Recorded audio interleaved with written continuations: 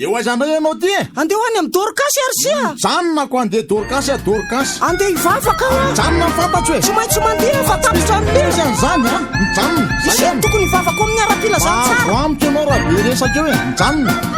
ao ny sakafo sy ao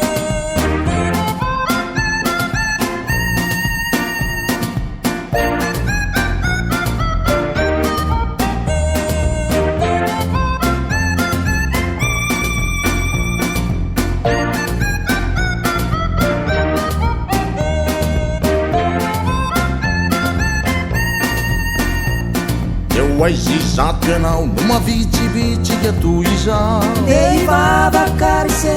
faniady marobe miankonanao sanina de aleo enao mijanona azasakana naranga nidiako any andanitra iahoane hivavaka foane natanina fotoana enao ry patoto a ny sainao no maloto a de nony aminao ve no tsy anaovako miasany toko iahoane tsy mba isy fotoana fande hivavaka foana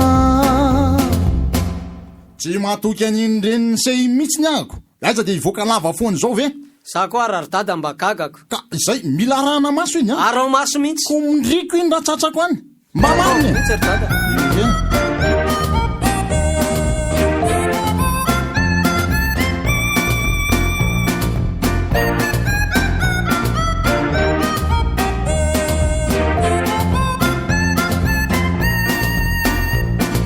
enao to ady ilainy isan'andro izao hivavaka marainy azakiriny aminao ranga fa izao nitazafana raha vao mandinganany de solotro avy atrany anao ny safidy ny fanatsy azo alidy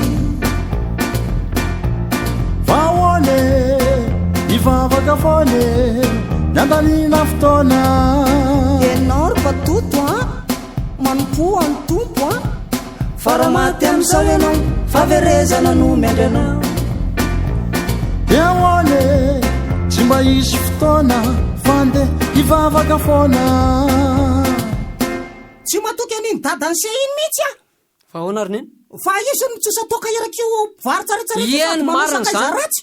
marina ve zany marina mihitsy zany amin'ny maro jesosy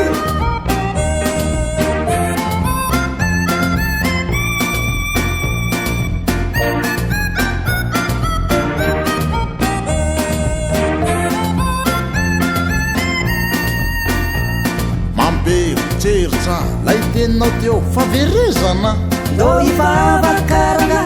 mba vonjereny fana